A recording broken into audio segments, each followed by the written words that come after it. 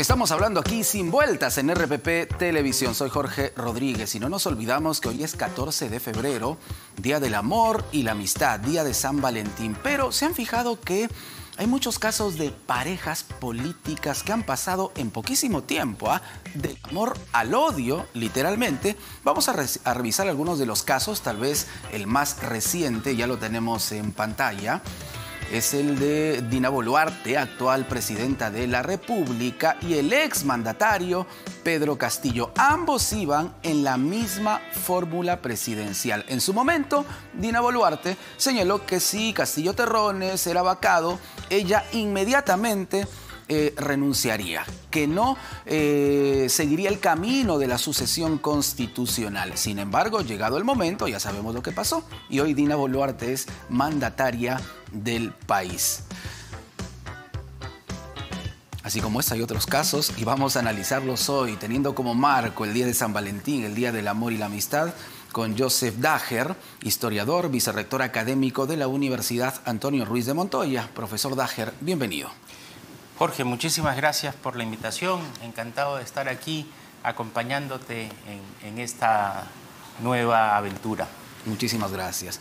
Aquí hablamos sin vueltas, profesor Dager, sí, en nuestro segundo programa. Muchísimas gracias. Estábamos observando a esta pareja política, Pedro Castillo, Dina Boluarte. Los veíamos muy juntos, muy seguros de continuar con esta unión política y aparentemente ideológica, ¿no? ¿Qué pudo haber pasado, profesor Dager? Probablemente que nunca estuvieron muy juntos. Más allá de la foto. Más allá de la foto, más allá de la campaña y más allá de las formas. Y yo creo que esto podría hacernos pensar también que para parejas presidenciales no debemos pensar tanto en el amor o en la amistad, sino en profesionales de la política. Entendida la política en el más amplio y buen sentido del término. Es decir, si formamos planchas presidenciales para una elección sin que estén verdaderamente afiatadas, vamos a tener este caso como otros casos, ¿no? Se refiere a que no hay cohesión política muchas veces.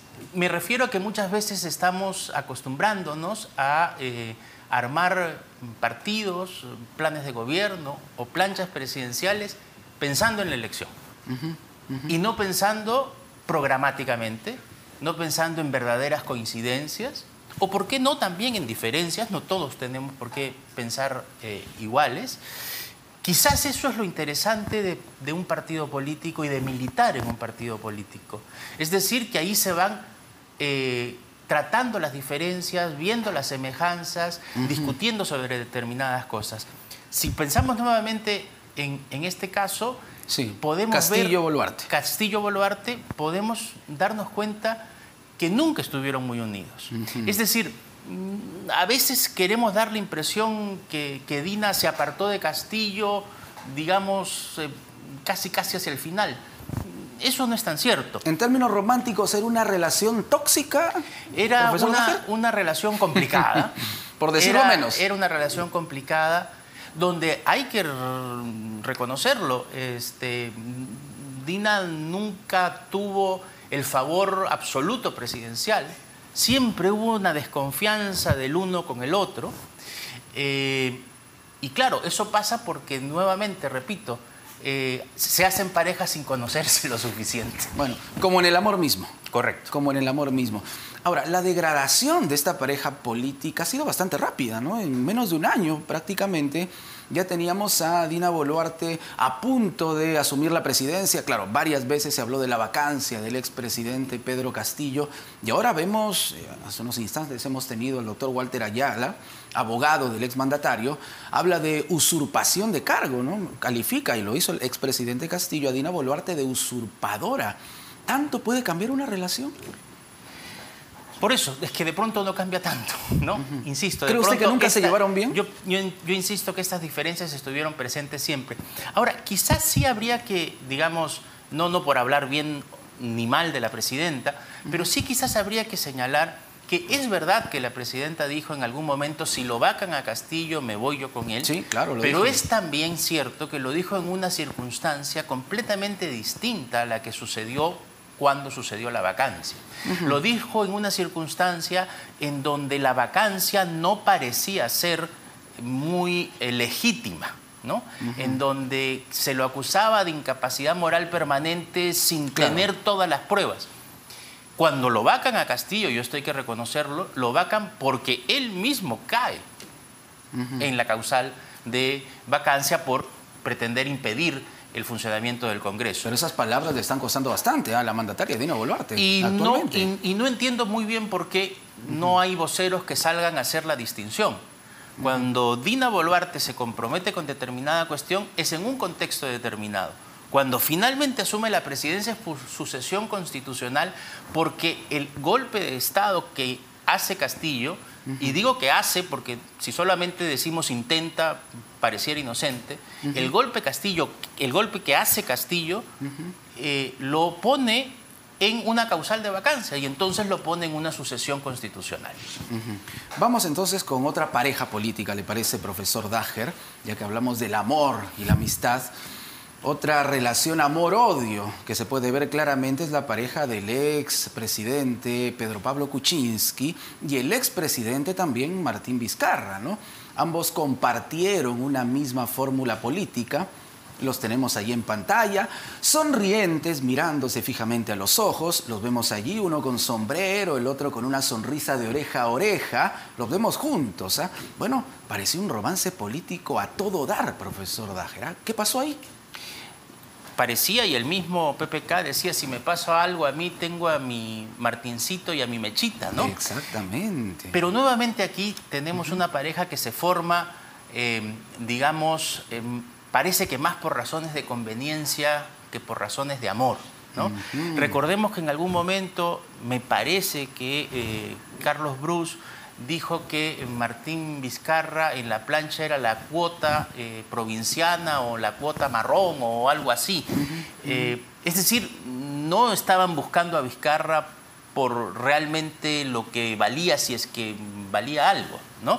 Estaban buscándolo por quizá cuestiones de ganar algún voto, el voto del sur, para que no parezca tan blanca esa plancha presidencial. Para aterrizar un poco su plancha presidencial, por la imagen que tenía en su momento Pedro Pablo Kuczynski. Así es, pero nuevamente nos encontramos con una plancha presidencial forzada, ¿no? Forzada, que no es claro. producto de una militancia política, que no es producto de elecciones internas, que no es producto de un una legítima pretensión de ascenso dentro de los partidos, sino que es un arreglo del momento. Y es por eso que a veces es común que algunos analistas políticos o asesores políticos suelan decir esta frase que al vicepresidente se lo manda a una embajada siempre, ¿no? Porque podría estar serruchando el piso. ¿Qué amor es ese que nos están serruchando el piso? De hecho, que Vizcarra estuvo en una embajada. Correcto. Claro, entonces le hicieron caso. Efectivamente, estuvo primero en un ministerio, luego lo mandaron a una embajada. Y de la embajada... Y de hecho, de la embajada vino en la práctica para asumir la presidencia del país. Correcto. Y recordemos que en el caso de Dina, cuando estaba en el Ministerio de Desarrollo, también muchos decían que debía irse a una embajada. Ya olían el problema de repente, ¿no? De repente. Ya vieron, hay una relación que se podía romper en cualquier momento. Efectivamente. Ahora, ¿cuán cuestionable puede ser para la ciudadanía que una persona, dentro de su ambición natural, no diga, a ver, yo formé parte de esta fórmula, este señor ha sido vacado, ha sido retirado del cargo, me toca a mí ser el protagonista? ¿Cuán cuestionable puede ser eso? Yo creo que depende mucho de la circunstancia. Y depende mucho de qué hizo esa persona para que, digamos, llegue esa circunstancia, ¿no? Creo que en el primer caso que hablábamos, en el de la actual presidenta, la sucesión constitucional ha sido absolutamente legítima porque nadie obligó al presidente Castillo a dar ese ridículo golpe de Estado. Claro. Y aquí, en este caso, la sucesión es legítima. Si conspiró, si no conspiró, si trató, eso, digamos, quedará no para la historia, sino para la prehistoria, digamos, hasta que tengamos algunas pruebas.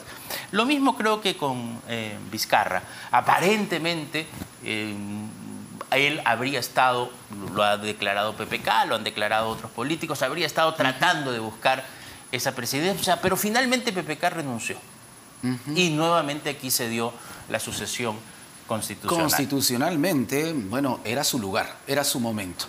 Pero ahora tenemos que hablar de otra pareja, si nos permite, profesor Dager. La tenemos en pantalla también, que tiene que ver también con el expresidente Pedro Pablo Kuczynski. Ahí la tenemos. Eso, Mercedes Arauz y Martín Vizcarra. Muy bien. Parecían conformar un equipo muy unido, ¿no? Claro, ahora lo que se dice uno del otro es prácticamente irreproducible, pero en su momento los vemos allí sonrientes, hablando de la realidad del país, planificando diversas obras y proyectos. En fin, ¿qué pasó ahí? Yo creo que lo mismo, ¿no? Lo mismo. Son personas que no estaban realmente unidas por un propósito programático común. Y más bien eran muy diferentes. En el caso yo creo que es mucho más clara la ambición y el querer tomar la presidencia de parte de Mercedes Arauz. Y de hecho incluso hizo una juramentación casi tan ridícula como el golpe de Castillo. Y claro, insisto, yo creo que este tipo de situaciones nos debe llamar a la reflexión de lo importante que es tener un programa. Algunos querrán que sea un programa más de izquierda, otros querrán que sea un programa más de derecha, hay quienes pensamos que lo mejor es el centro, pero un programa al cual defender. Porque, claro, si yo tengo un programa, soy presidente, tengo una vicepresidenta y me vacan, no tendría por qué exigirle a la vicepresidenta que renuncie, porque más bien podría confiar que la vicepresidenta va a seguir el programa. Claro, va a continuar con lo que yo he presentado, ¿no? Y eso sería un símbolo de grandeza de parte del que renuncia o el que lo vacan y de parte del que asume. Pero eso lo tenemos que preparar desde antes. Por eso es tan importante que sepamos hacer política, que tengamos políticos que piensen que la política es el servicio de los demás y no el servicio de ellos mismos. Y que sean capaces de ponerse de acuerdo, quizá en consensos mínimos, pero que los respeten desde que inicia hasta que termina. Entonces, podemos entender, profesor Dager, que en la política no es como en el amor, ¿no? Ya que estamos hablando en el día de San Valentín, ¿no? En que dos polos opuestos se atraen. En la política no es así, entonces, ¿ah? Es que podrían tener porque dos polos. Vizcarra, por ejemplo, y Mercedes Arauz venían de circunstancias o realidades distintas, incluso más PPK. Es mucho más difícil en la política que en el amor, pero podríamos tener dos polos que se atraen, pero que se ponen de acuerdo en consensos mínimos que deben respetar.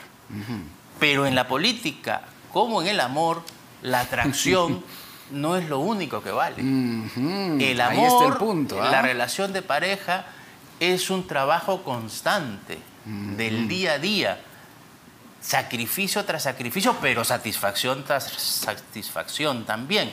No es solo el amor a primera vista, hay que trabajarlo. Exactamente igual es la política y, por supuesto, el ejercicio de la presidencia, ¿no? Claro, porque puede ser muy atractivo, por ejemplo, para un presidente que viene, si se quiere, ¿no?, de un ámbito financiero, como en su momento era PPK, traer a alguien como Martín Vizcarra, gobernador regional. Ahí, amor a primera vista, pero ¿qué pasó después, no? Entonces, ya vemos en qué terminó ese romance. Y terminó muy mal, quizá porque empezó mal, quizá porque aquello que ellos en su momento consideraron como lo que los unía, no era tan importante para ellos mismos, claro, como lo que los separaba. Complicada la política, complicado el amor, profesor Dager, ¿no? Así estamos. Tenemos otra pareja, sí, vamos a conocerla en este momento, ya que hablamos del amor al odio en la política. Allí los tenemos, Keiko Fujimori y Daniel Salaverry. Sí, Daniel Salaverry, el trujillano que después de pasar por el partido aprista, terminó en el partido fujimorista. Así es, muy cercano a Keiko Fujimori, pero al final terminó dándole con todo, profesor Dager, ¿eh? Primero, muy crítico del fujimorismo. No nos olvidemos eso. Cuando era aprista. Cuando era aprista. Y luego asume la típica del converso, ¿no? Es decir, se vuelve más fujimorista que los Fujimori. Un gran defensor del fujimorismo, de Keiko, y finalmente termina apartándose de ellos y criticándola enormemente. Y creo que el patrón se repite, ¿no? Nuevamente es una pareja que parece muy unida, pero que es una pareja para la foto, es una pareja para obtener determinadas votaciones, determinadas prebendas, pero no es una pareja que realmente coincida en esos consensos mínimos que, si no hay esos consensos mínimos en el amor y en una pareja, por mucha atracción que haya, difícilmente dura. El amor como en la política realmente, ¿ah? O la política como en el amor, profesor Daher, ¿no? Correcto. ¿Cuál sería entonces la manera de encontrar parejas políticas ideales? Usted habla de profesionalizar la política, pero lamentablemente de eso no tenemos en el Perú. Esa es la verdad, ¿ah? Tenemos mucha gente que se mete a la política por circunstancias X. Entonces, ¿cómo podemos hacer? Bueno, yo creo que lo que tenemos que hacer es empezar. Quizá no lo tengamos en los próximos 2 años, para las siguientes 3 años, generaciones. quizá para la siguiente generación. Acaba de salir una encuesta de Ipsos, en donde el partido político con mayor aceptación es ninguno, ¿no? Y el que más aceptación tiene de los actuales creo que tiene el 8%. Imagínese. Eso nos tiene que llevar a pensar que estamos en una crisis de representatividad.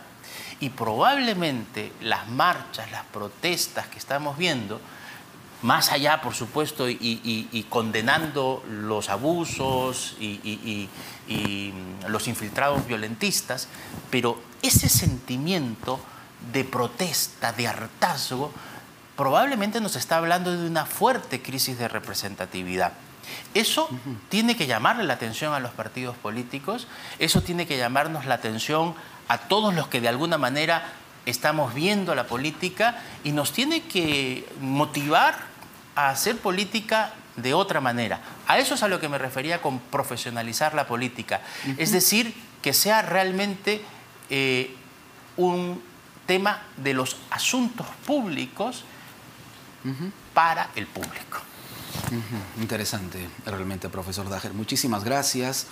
Ha sido muy oportuno su análisis realmente. Bueno, y esperemos que realmente de esto nos quede un aprendizaje, ¿no? Porque las últimas parejas políticas que hemos visto han llegado a un nivel de toxicidad realmente extremo, ¿eh? Sí, y de alguna manera los hijos somos nosotros y estamos pagando las consecuencias. Muy bien, en la política como en el amor. Gracias. El profesor Joseph Daher, historiador, vicerrector académico de la Universidad Antonio Ruiz de Montoya, hablando con nosotros aquí sin vueltas, como siempre.